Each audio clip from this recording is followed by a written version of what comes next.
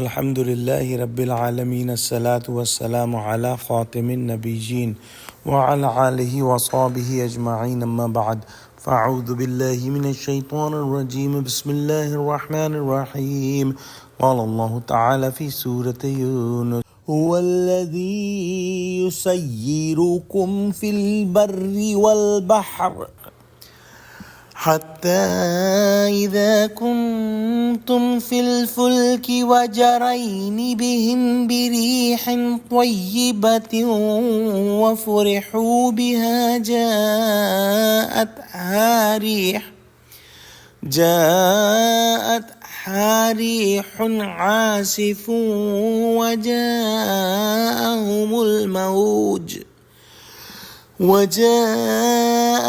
الموج من كل مكان وظنوا أنهم أحيط بهم دعوا الله مخلصين له الدين لئن أنجيتنا من هذه لنكونن من الشاكرين۔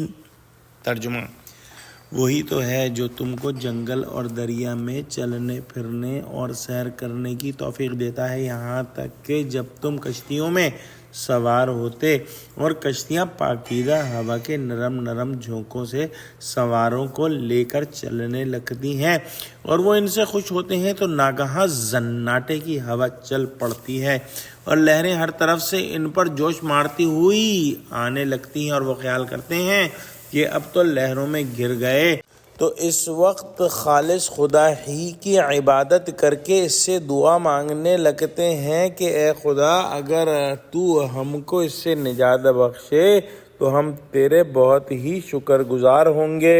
اگلی آیت میں ارشاد فرمایا فَلَمَّا أَنْجَاهُمْ إِذَا هُمْ يَبْغُونَ فِي الْأَرْضِ بِغَيْرِ الْحَقِّ يَا أَيُّهَا النَّاسُ إِنَّمَا بَغْيُكُمْ عَلَىٰ أَنفُسِكُمْ مَتَاعَ الْحَيَاةِ الدُّنْيَا ثُمَّ إِلَيْنَا مَرْجِعُكُمْ فَنُنَبِّئُكُمْ بِمَا كُنْتُمْ تَعْمَلُونَ۔ ترجمہ: لیکن جب وہ ان کو نجات دے دیتا ہے تو ملک میں ناحق شرارت کرنے لگتے ہیں۔ لوگوں، تمہاری شرارت کا وبال تمہاری ہی جانوں پر ہوگا۔ تم دنیا کی زندگی کے فائدے اٹھا لو، پھر تم کو ہمارے پاس لوٹ کر آنا ہے۔ اس وقت ہم تم کو بتائیں گے جو کچھ تم کیا کرتے تھے۔ جیسا کہ پچھلی آیت میں ہم نے پڑھا کہ جب انسان مشکل میں ہوتا ہے تو پھر اللہ ہی کو یاد کرتا ہے۔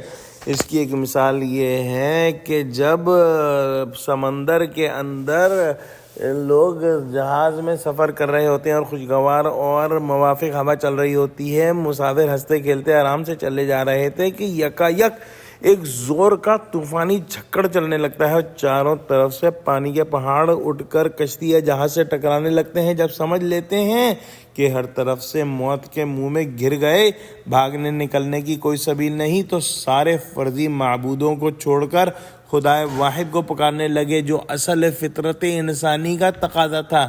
ہر چیز سے مایوس ہو کر خالص خدا کی بندگی اختیار کی اور بڑے پکے عہد و پیمان باندھ لیے کہ اگر نجات مل گئی تو اللہ کے شکر گزار رہیں گے، کوئی بات کفران نعمت کی نہ کریں گے۔ لیکن جہاں ذرا امن نصیب ہوا، ساحل پر قدم رکھتے ہی شرارتیں اور ملک میں ادھم مچانا شروع کر دیا، تھوڑی دیر بھی عہد پر قائم نہ رہے۔ فتح مکہ کے بعد ابو جہل کا بیٹا اکرمہ بن ابو جہل مسلمان نہ ہوا اور مکے سے بھاگ کر بحری سفر اختیار کیا۔ تھوڑی دور جا کر کشتی کو طوفانی ہواؤں نے گھیر لیا۔ ناخدا نے مسافروں سے کہا کہ اب صرف خدا ہی کو پکارو کیونکہ تمہارے باطل معبود اب کچھ کام نہ آئیں گے۔ اکرمہ نے کہا کہ یہی تو محمد صلی اللہ علیہ وسلم کہتے ہیں اب اگر میں یہاں سے بچ گیا تو واپس جا کے مسلمان ہو جاؤں گا اور محمد صلی اللہ علیہ وسلم کا ساتھ دوں گا، اور ایسا ہی ہوا۔ جو لوگ امن پاتے ہی شرارت کرنا شروع کر دیتے ہیں ان کی شرارت